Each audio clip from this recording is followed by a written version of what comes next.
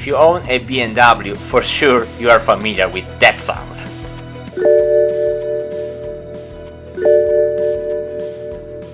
And if you combine that sound with this one, you already know what is going to happen. Your wife car needs to be fixed. Hey there! Welcome back to a new video that this week we started it in a bit more funny way, if I may say. However, today we are going to tackle a quite common issue for BMW owner, a coolant leak. To offer you the best experience that I can, I split it as last time the video in chapters. You can find them in the description, so feel free to skip to the part that will be much more helpful to you. But now, stop to talk, let's grab some tools and do some real job.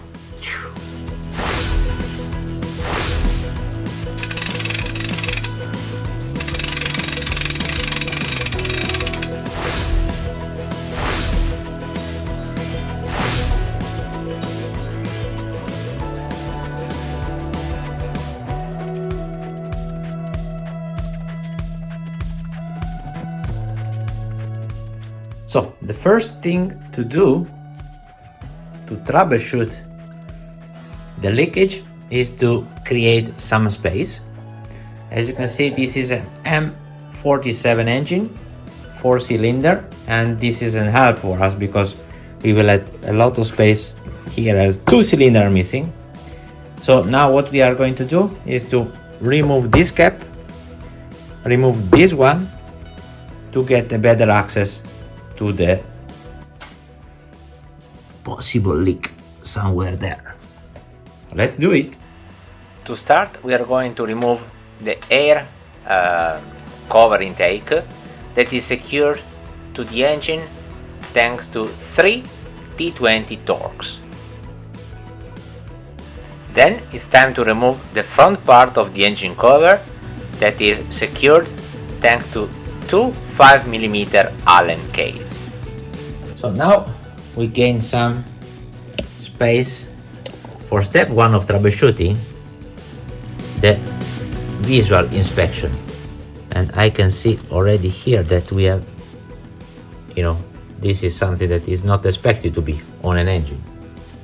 I made a more accurate visual inspection. Apparently there are no evidence of leak on this. That is the most common issue. Most typical leaking point of these cars is this part. This part is quite used to crack. This is the thermostat for the AGR cooler, and I've already replaced it twice. No leakage from here, here and there.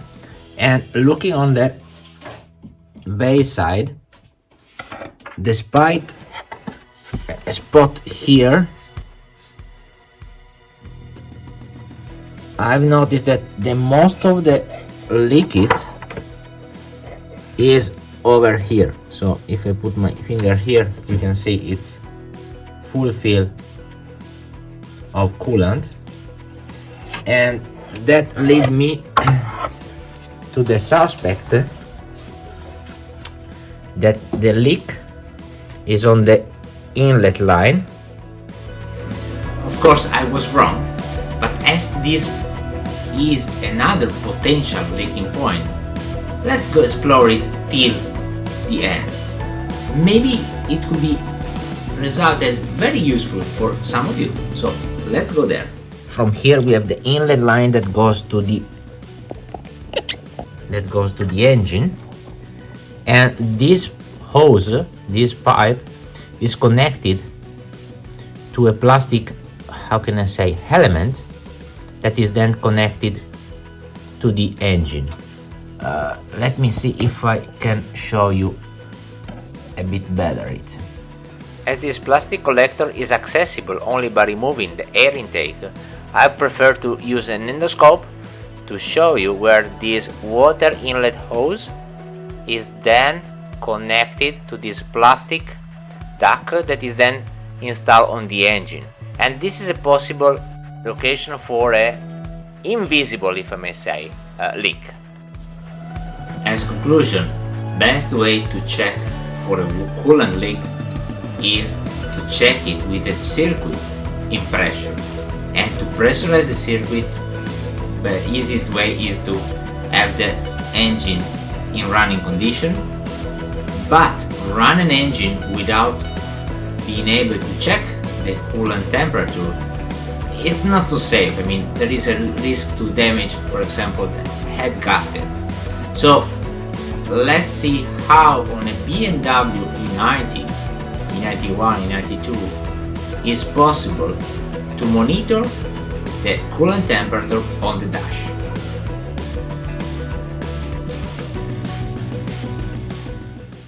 With the ignition on, push and hold the odometer reset till you see displayed your VIN, the last 7 digits of your VIN number. The sum of these VIN digits is your code. You have then to push the odometer till you reach the menu number 19, and then you have to insert your code, that in my case is 30. And finally, go to menu number 7. And here is the magic. Here you can see the temperature, and you can then start your engine. And after you get all the error message check, you will see the temperature displayed as well. With no cover and the circuit in pressure, it was quite easy to spot immediately the source of the leak.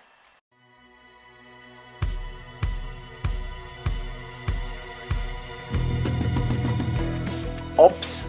Time flies when your temporary fix works, but okay, now it's time to fix it definitely. And this is a surprise. So after we made the troubleshooting last time, now the thermostat of the AGR has started to leak. You see?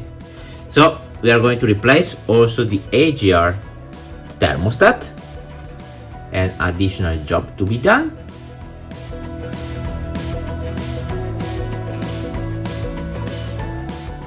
Proper spare part number, I'm used to go to realom.com and go to the BMW catalog.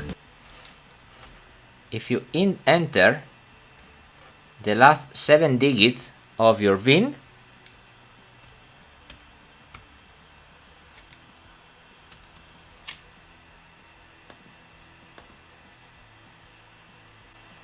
you will find exactly which is your engine and which is your car configurator.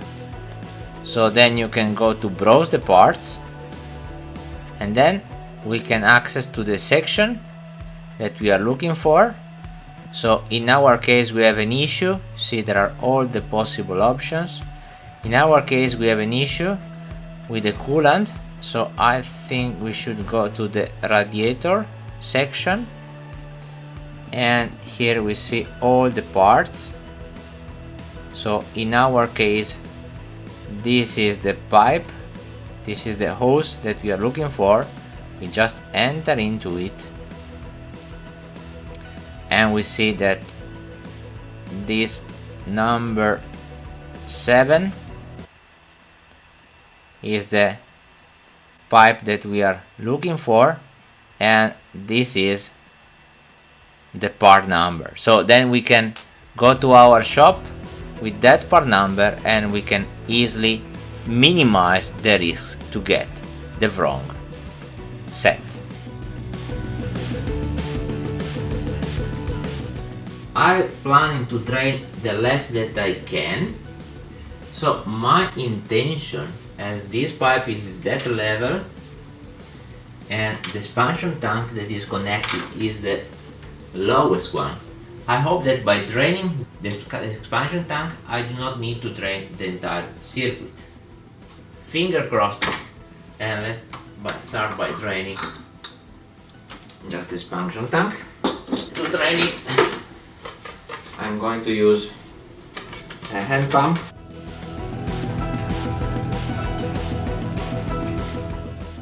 Then we have drained the system, so we need to access to a screw that is located over there. That means that at least we have to remove this bracket. So let's disconnect the sensor.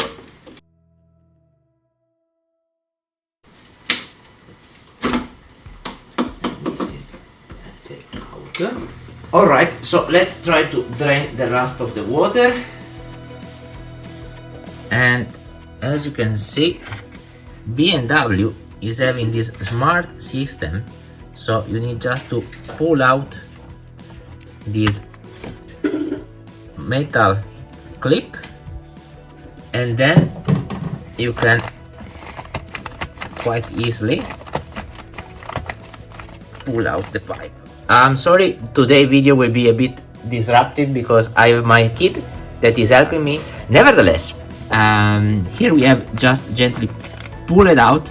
I was needing two hands, so that's why I've not filmed it, and we drain a bit more of water. So this is one, and this is the same here. So we have another clip over here, so we can just pull it. Sorry, this is not the clip that you have to pull it. Don't do this mistake. Let's complete the drain. Then hopefully we are ready to go. Okay, now we have removed also this pipe out of here. Same procedure. So just pull out the plastic, the metal clip. Then we have untightened this, and now we are just pulling it out.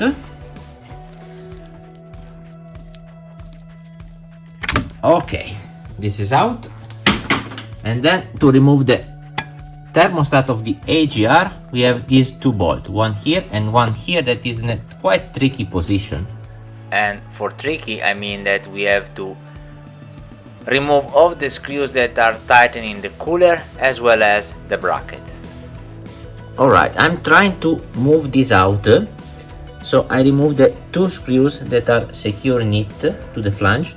So one is over here and the one is below here, and these screws are these two, and the taller one is the one that goes below.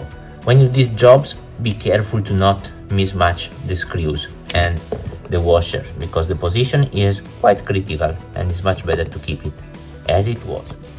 So to gain a bit more space, we have removed also the AGR that is secured by 4 screws, 5mm Allen key, 1, 2, 3 and 4, and so then you can just extract it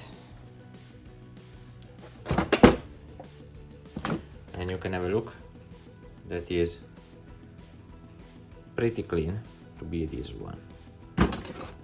So our car is running pretty well. And finally, by removing also this 80mm here, we have gained enough space to replace the thermostat. And of course to clean it up, because it's pretty important to understand if a leakage is old or a new one. Once we have removed the two 10mm bolts, we can definitely then pull it out, our thermostat. And you can see here that it was already having some paste and o-ring, but it was not sufficient. So time to replace it. So now we are almost ready to remove this pipe that is secured to the car, to the engine. You see, this is the replacement. It's secured by 2 of these 10mm screws. One is here, that is the one that is located here, and the second one is located over there. You cannot see there, but it's quite easy to get removed. Once we have removed them, we can then unlock the typical BMW bracket here, and then we can just gently pull it out. Alright, so now we have gently pull it out from this side, And we have then, hopefully you can see, over here there is one more bracket, and the plastic T-pin is on the bottom side, so you have to go there with the screwdriver and just gently pull it out. Now it's ready to be pulled out. Woo! Here you can see on the detail how these brackets are working. This is our male part, and you see it's having these grooves, one here, one here. Here we have these pins, and here is the copy, the female copy, that goes exactly there inside. And when you pull this up, you see these clips secure then the pipe here. It's a very smart solution, very smart. So finally, after a gentle push, it came out. Oh, removing this part was not the easiest part of the world, but let me show the damage here. So let me untie it and show you the damage on the details. So see there, this was the damage. So it's really like a small crack, an airline almost. You see, very small, but it was constantly dropping quite amount of water, as you saw. It's depressive, so you have to be really careful with that pipes. Well, I have to admit that I'm a bit exhausted. It's very hot, it's summer, and I mean, I'm in a rush, so this is not makes things much easier, but hopefully we have removed all the broken parts. So now we are just do the opposite side by reinstalling the part. I will put a time lapse with the mobile. Let's hope you will enjoy it.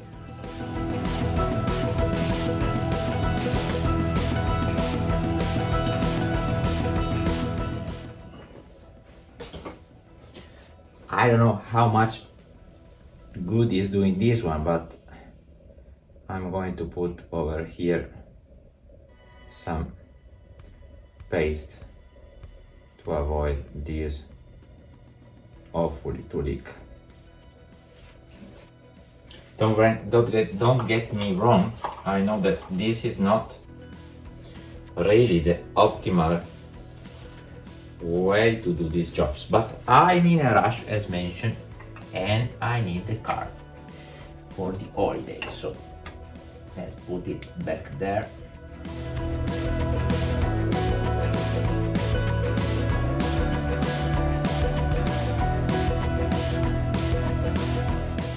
We have reinstalled the AGR. We secured that everything is tight, all the pipe, all the clips. We have reconnected, of course, also the pneumatic part to the AGR, all the brackets, intercooler, pipe, and I was saying that for today is enough because we have to fill in the coolant and bleed the system. But for bleeding the system, we must secure that the paste is dry, so we have to leave it there, and we will continue tomorrow.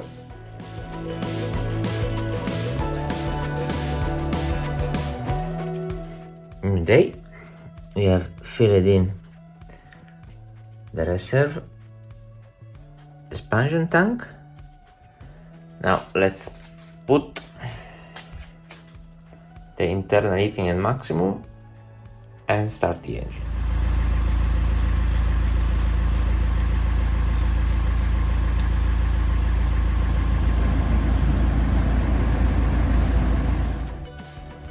A quick check to secure that there are no leaks.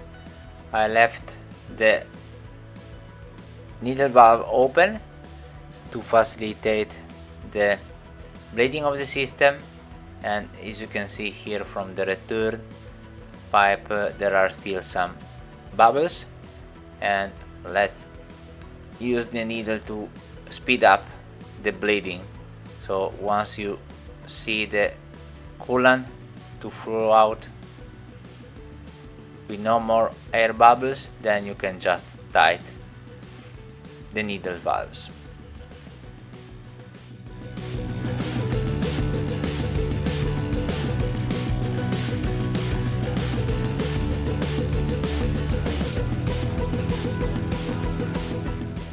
Leave then the engine running sometimes to secure that there are no bubbles, so to prevent any possible spot of overheating, and maybe the next day you can double check the coolant level.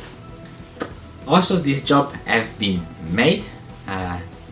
It took me a while from the troubleshooting to fixing, but nevertheless I hope this video, this tutorial will help some of you, and if so, please consider to click the subscribe button and help me to reach my first milestone, 100 of subscriber. So write a comment, put a like, and take care, and see you next week for a new video. Ciao ciao.